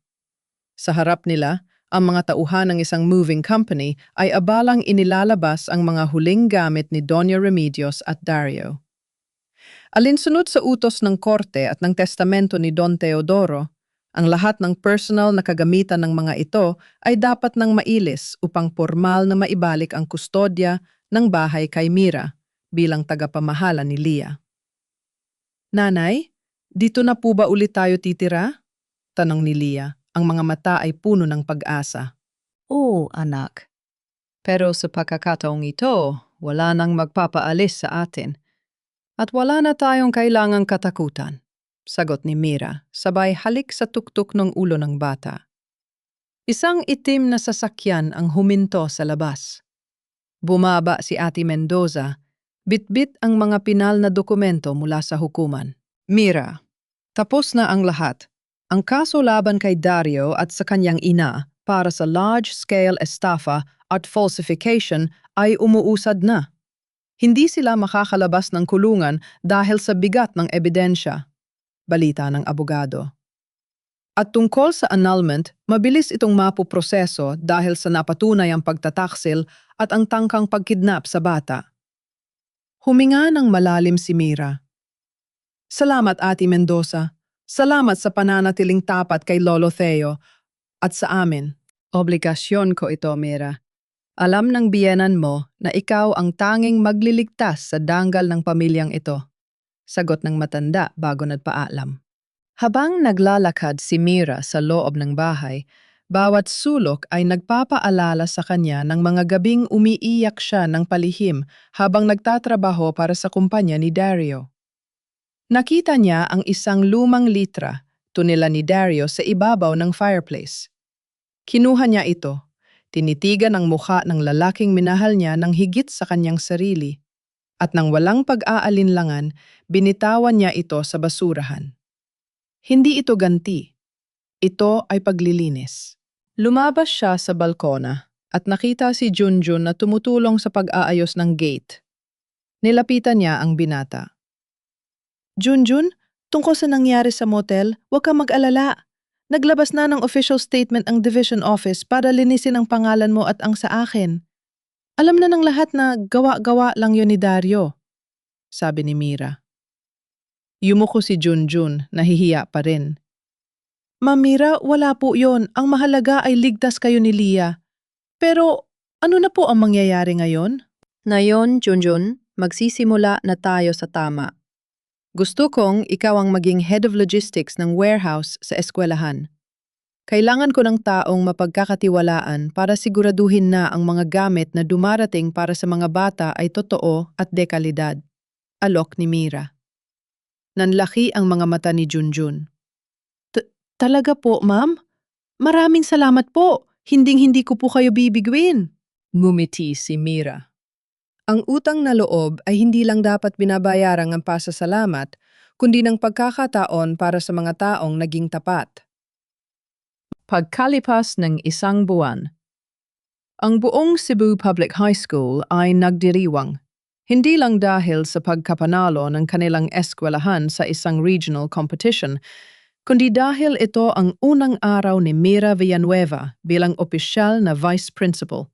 Nakasuot ng kanyang bagong uniforme, isang malinis at plansadong blazer na may badge ng paaralan, naglalakad si Mira sa pasilyo. Ang mga guro na dati ay nagbubulungan ay tumatayo ngayon at nagpupugay ng may tunay na respeto. Hindi dahil sa takot, kundi dahil alam nila ang pinagdaanan ni Mira para protektahan ang kaban ng eskwelahan. Good morning, Vice Principal Mira, pati ng mga estudyante. Good morning, sagot ni Mira ng may matamis na ngiti. Ang kanyang boses ay wala ng panginginig. Ito ay puno ng awtoridad at pagmamahal sa propesyon. Sa kanyang opisina, nakatanggap siya ng isang sulat. Galing ito sa kulungan mula kay Dario. Hindi na niya ito binuksan. Alam niyang puno yon ng mga wad na pangako at pagsusumamo. Inilagay niya ito sa shredder at pinanood ang bawat salita na maging maliliit na piraso ng papel. Ang pagpapatawad ay isang desisyon at para kay Mira, pinatawad na niya ang kanyang sarili sa pagiging bulag nun. Pero ang katarungan ay kailangang manatili. Nang hapong yon, dinala ni Mira si Lia sa sementeryo sa puntod ni Don Teodoro. Naglagay sila ng mga puting bulaklak. Lolo Teo, maayos na po ang lahat. Ang bahay, ang kumpanya, at higit sa lahat, si Lia, bulong ni Mira sa harap ng nicho. Salamat po sa pagtitiwala sa akin nang higit pa sa tiwalang ibinigay ko sa sarili ko. Habang naglalakad sila, palabas ng sementeryo, tiningnan ni Mira ang kalangitan. Ang bagyo ay tapos na. Ang mga sugat ay naging mga pilat na nagpapaalala sa kanya na siya ay isang mandirigma. Siya, si Mira Villanueva. Isang-asawa na nagtaksilan pero hindi sumuko. Isang ina na lumaban para sa kanyang anak. At isang guro na nagturo sa buong mundo na ang tunay na kayamanan ay hindi nasusukat sa laki ng bahay o dami ng pera, kundi sa linis ng iyong danggal at tibay ng iyong paninindigan. Hinigit ni Mira ang kamay ni Lia at naglakad sila patungo sa kanilang bagong buhay. Isang buhay na wala ng lihim, wala ng takot, at puno ng tunay na pag-asa. Isang taon ang mabilis na lumipas. Ang simoy ng hangin sa Cebu ay tila may dalang bagong pag-asa ngayong umaga ng Sabado. Sa harden ng mansyon ng mga Villanueva, hindi na mga matatalim na salita at tensyon ang namamayani, kundi ang tawanan ng mga bata at ang huni ng mga ibon. Nakaupo si Mira sa isang tumba-tumba. Pinapanood si Lia na nagdidilig ng mga halaman kasama si Junjun. Si Junjun ay hindi na lamang isang delivery boy. Sa tulong ni Mira, nakapagtapos siya ng isang vocational course at ngayon ay maayos na ang katayuan sa buhay bilang Head of Security at Logistics ng eskwelahan. Siya ang naging kanang-kamay ni Mira sa pagpapatakbo ng mga proyekto para sa mga batang mahihirap. Isang paraan ni Mira upang ibalik ang biyaya sa komunidad. Nanay, tingnan mo po! Namumukadkad na ang mga rosas ni Lolo Teo. Masayang sigaw ni Lia. Ngumiti si Mira. Ang mga rosas na yon ay muntik nang mamatay noong panahon ng kaguluhan. Ngunit dahil sa pag-aalaga at pagmamahal, muli itong nabuhay. Tila ba sumisimbolo ito sa kanyang sariling buhay. Nabalita ni Mira na si Dario at Doña Remedios ay nananatili pa rin sa loob ng piitan. Ang kanilang mga apela ay sunod-sunod na ibinasura ng korte dahil sa tindi ng mga ebidensyang nakalap. Si Selena naman ay lumipat na sa ibang probinsya kasama ang kanyang anak, malayo sa gulo ng mga Villanueva, at nagsisimulang muli sa isang payak na pamumuhay. Wala nang galit sa puso ni Mira. Ang galit ay isang mabigat na bagahe na matagal na niyang ibinaba sa dalampasigan ng kanyang nakaraan. Ang natira ay ang kapayapaan. Isang kapayapaang hindi nabibili ng pera o kapangyarihan. Sa darating na Lunes, si Mira ay formal ng manunumpa bilang bagong principal ng Cebu Public High School. Hindi lang ito tagumpay para sa kanyang karera. Ito ay tagumpay para sa bawat guro na hinaras, bawat asawa na pinagtaksilan, at bawat babaeng minaliit ng lipunan. Kinuha ni Mira ang kanyang journal at isinulat ang huling talata para sa kabanatang ito ng kanyang buhay. Ang danggal ay hindi nawawala dahil lamang sa paninira ng iba. Ang danggal ay parang ginto. Maaari itong madumihan o mabaon sa lupa. Ngunit kapag hinugasan ng katotohanan at pinatibay ng pananampalataya, muli itong kikinang ng mas maliwanag kaysa noon. Ang pagtatapos ng isang masamang kwento ay hindi ang dulo. Ito ay ang simula ng isang mas magandang bukas. Tumayo si Mira at lumapit kay Leah. Niyakap niya ang anak at sabay silang tumingin sa malawak na langit. Malaya na sila. At sa ilalim ng sikat ng araw sa Cebu, ang pamilyang Villanueva, ang pamilyang binuo ni Mira mula sa mga piraso ng kanyang pagkabasag, ay handa na sa anumang hamon ang hinaharap. Sama-sama silang pumasok sa loob ng bahay, kung saan ang bawat sulok ay puno na ngayon ng liwanag, pagmamahal at katotohanan.